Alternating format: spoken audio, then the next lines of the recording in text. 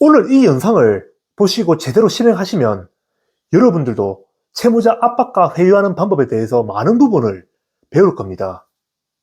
저희의 진짜 목표는 뭡니까? 경매 낙찰값 300만 원 받고 끝을 내는 겁니까? 아니죠. 바로 300만 원짜리 물건들로 5천, 6천, 1억까지 합의를 하는 것입니다. 제가 여러분들 머릿속에 그 방법을 구체적으로 그려드리겠습니다. 이번에도 저 따라만 하십시오. 여러분의 시간은 돈입니다. 1.25배속으로 보십시오. 여러분께서 제 채널의 유체동산 집행 1편, 2편을 다 보셨다고 하면 성공적으로 채무자 집에 이제 빨간 딱지 붙이는 것까지는 완수하셨을 겁니다. 그런데 이제 그건 끝이 아니죠. 이제부터 진짜 시작입니다. 이제 여러분들께서 압류한 물건들, 아마 지방의 소형 아파트를 집행하셨다고 하면은 보통 감정가가 300만 원 안팎이 나오셨을 겁니다. 자, 그런데 이거를 그냥 경매로 흘려보낸다? 배우자 우선 매수를 생각했을 때 딱 150만 원 받고 끝이 나는 겁니다. 채권 금액은 수천, 수억인데 말이죠. 게다가 한 번 경매되었던 물건에 대해서는 이제 점유권에 기인한 물건들이 소유권이 생겨버려 두 번 다시 집행도 불가능합니다. 즉 그 말은 이제 다시 한 번 더 집행을 하려고 하면 채무자가 이사할 때까지 기다리거나 아니면은 집안의 가전제품들을 바꿀 때까지 그 시기까지 기다렸다가 집행을 해야 되죠. 저희의 진짜 목표는 뭡니까? 경매 낙찰값 300만 원 받고 끝을 내는 겁니까? 아니죠. 바로 300만 원짜리 물건들로 5천, 6천, 1억까지 합의를 하는 것입니다. 제가 여러분들 머릿속에 그 방법을 구체적으로 그려드리겠습니다. 이번에도 저 따라만 하십시오. 자, 우선 빨간 딱지를 다 붙인 바로 그 직후 집행 현장에서부터 얘기하겠습니다. 자, 딱 두 가지 경우가 있겠죠. 자, 첫째로 현장에 채무자가 없이 빨간 딱지를 다 붙인 경우입니다. 이때 이제 빨간 딱지를 다 붙이면은 가져온 편지를 하나 남기십시오. 내용은 간단합니다. 경매 전까지 합의가 되지 않으면은 앞으로 어떤 일이 발생하는지 그에 대한 경고장이죠. 이거를 잘 보이는 식탁 위에 두십시오. 편지 내용의 예시는 제가 이 화면에 띄워드릴 테니까 꼭 참고를 하시고 집행날 요거를 챙겨가시길 바랍니다. 이제 멘탈이 약한 채무자들은 갑자기 벼랑간 집에 들어왔는데 빨간 딱지가 다 붙여져 있고 그리고 편지까지 이제 보면서 뭐 어떻게 하겠다고 하니까 왜 이러냐면서 먼저 저녁에 전화가 올 겁니다. 자, 두 번째는 채무자가 딱지 붙일 때 같이 현장에 있었던 경우입니다. 이때 딱지를 이제 다 붙이고 나면 집행관과 사무장이 이렇게 얘기를 할 겁니다. 이제 둘이서 한번 잘 얘기를 해보세요. 저희 이제 갑니다. 이렇게 이제 다음 집행지로 떠나게 되겠죠. 그러면 단 둘, 채무자와 여러분만 남게 되는 상황이 오는 거죠. 이때 무조건 압박만 주면 채무자 반발심만 커지게 됩니다. 그 채무자 반발심이 일정 수준 이상이 넘어가 버리면 그때부터는 협상 불가능해집니다. 따라서 지금 진짜 막 한 대 지어 받고 싶고 속에서 천불 나더라도 이렇게 얘기를 하십시오. 와, 하 사장님, 뭐 저도 뭐 형수님도 계시고 자제분들도 있는 이런 집에 이렇게 하는 거 마음 안 좋습니다. 제가 오죽했으면 이렇게 했습니까? 아니, 거두절미하고 그 하 사장님도 이제 더 이상 이런 일 안 당하고 저도 변제를 받아야 서로서로 좋은 부분 맞지 않습니까? 안 그래요? 요 앉아서 얘기 좀 해봐요. 좀 내가 이자 부분 더 조율해 드릴 테니까. 이렇게 얘기를 하면은 채무자는 와, 이 사람이 꼭 나를 뭐 괴롭히려고 이러는 것만은 아니겠구나 하고 마음이 달라집니다. 진짜로. 이때 만약 합의가 된다고 하면 꼭 연대보증 확인서를 좀 받으십시오. 연대보증 한 명 세워달라 해가지고. 그게 안 된다고 하면 최소 3회는 분할 변제받고 경매는 취하해 주십시오. 자, 그런데 짜증나는 경우는 이런 경우죠. 그 편지 내용도 무시하고 전화도 안 받고 뭐 지금 당장 나가라고 채무자가 소리치는 경우일 겁니다. 이런 경우는 보통 경매까지 간다고 보시면 됩니다. 게다가 배우자가 있다면 100%, 1000% 배우자 우선 매수에 들어갈 겁니다. 바로 저랑 같이 경매 당일 날로 가보시죠. 자, 첫 번째 케이스입니다.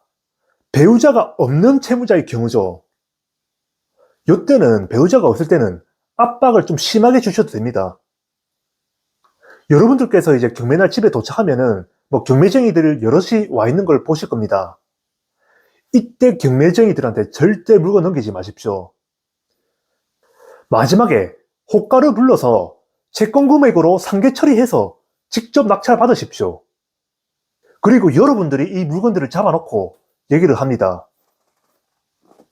빼지는 마시고요, 아직.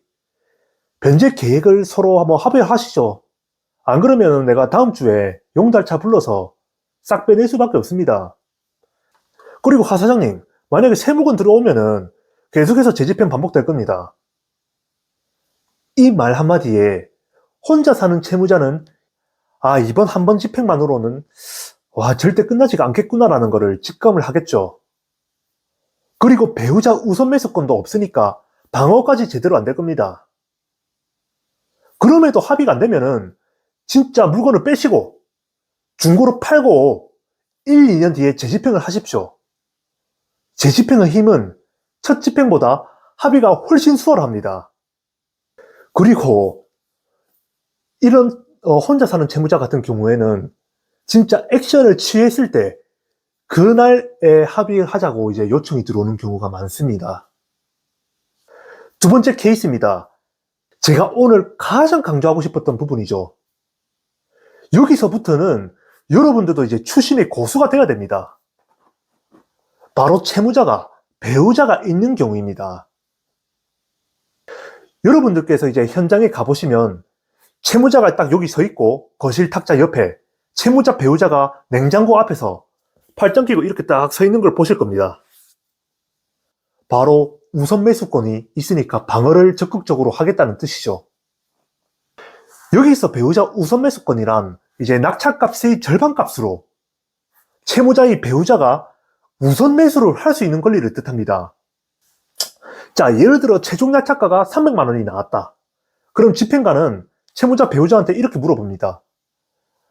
이거 150만 원에 우선 매수 하실 겁니까? 이때 배우자가 현금 150만 원을 준비해서 였다 하면서 이제 매수가 되면은 채권자는 150만 원 그거 받고 끝입니다. 끝. 완전히 지는 거죠. 하지만 여기서 대부분 100명 중에 99명의 채무자가 생각하지 못하는 부분이 있습니다. 바로 채권자가 채권 상계 처리로 호가를 불러서 경락받을 수 있다는 사실입니다. 따라서 경매 현장에 채무자의 배우자가 뭐 팔짱 끼고 이렇게 딱 이런 게 보이면은 반드시 마지막 순번에 호가를 불러서 밀어붙이십시오. 그 호가의 기회는 단 한 번이거든요.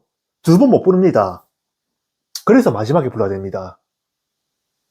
300만 원이 감정가면 뭐 경매쟁이 뭐 1번은 뭐 350 부를 거고 2번은 400 부를 거고 뭐 3번은 뭐 600 부를 거고 이렇지 않습니까? 마지막까지 기다렸다가 저희 순번 때 1000만 원까지 밀어붙이십시오. 채권값으로. 상계 처리한다 하고. 다른 경매쟁이들이 낙찰 꿈도 못 꾸게끔 말입니다. 이때 여러분들도 반드시 현금을 좀 준비를 하셔야 됩니다. 왜냐면은 호가 낙찰할 때 배우자 점유권은 절반이 인정돼가지고 그 낙찰값의 절반은 배당을 해줘야 되거든요. 만약에 1000만 원에 저희가 낙찰받았다면 500만 원은 채무자 배우자한테 줘야 되는 거죠. 이때 현장에서 채무자 배우자가, 아니 채권자가 현금 주면서까지 물건을 낙찰받을 거라고는 생각하지 못하면은 우선 매수에 실패하고 멘탈이 터지겠죠. 그때부터는 진짜 울고불고 난리가 납니다. 요게 핵심입니다. 분란. 자신만만하게 우선 매수하려던 게 상황이 완전히 바뀐 거죠. 제가 가장 좋아하는 분란 상황입니다. 저는 이런 상황 정말 수백 번도 많이 봤습니다. 그런데 배우자 우선 매수 실패로 멘붕 안 온 채무자 진짜 단 한 명도 없었습니다. 경매 현장에서는 카드도 계좌이체도 안 되죠. 현금 없으면 끝입니다. 자, 마지막 협상 단계입니다. 이제 여러분은 물건들을 낙찰받은 상태죠. 채무자 배우자는 펑펑 바닥에 주저앉아서 울고 있고 채무자는 멘탈이 나간 표정일 겁니다. 이때 다가가서 이렇게 얘기를 하십시오. 자, 우선은 진정 좀 하시고 오늘 대화만 되면은 경락받은 물건들 전부 그대로 일단 두겠습니다. 저도 이거 막 용달차 부르고 열쇠공 부르면서 막 돈 들어가면서 빼고 싶지가 않아요. 여기서 포인트는 희망입니다. 이때 바로 치고 들어가십시오. 오늘 부인에게 제가 배당해준 500만 원으로 제가 돌려받으면 이자 전액 감면해드릴 수 있으니까 퉁치고 원금하고 법조치 비용에 대해서만 앞으로 어떻게 할 건지 합의 좀 합시다. 요 잠깐 앉아보시죠. 자, 여기까지 오면은 물건 가져가고 우리 재집행 당하겠다고 이렇게 얘기하는 채무자는 없습니다. 이때 합의할 때 꼭 울고 있는 배우자의 연대보증 확인증도 받으십시오.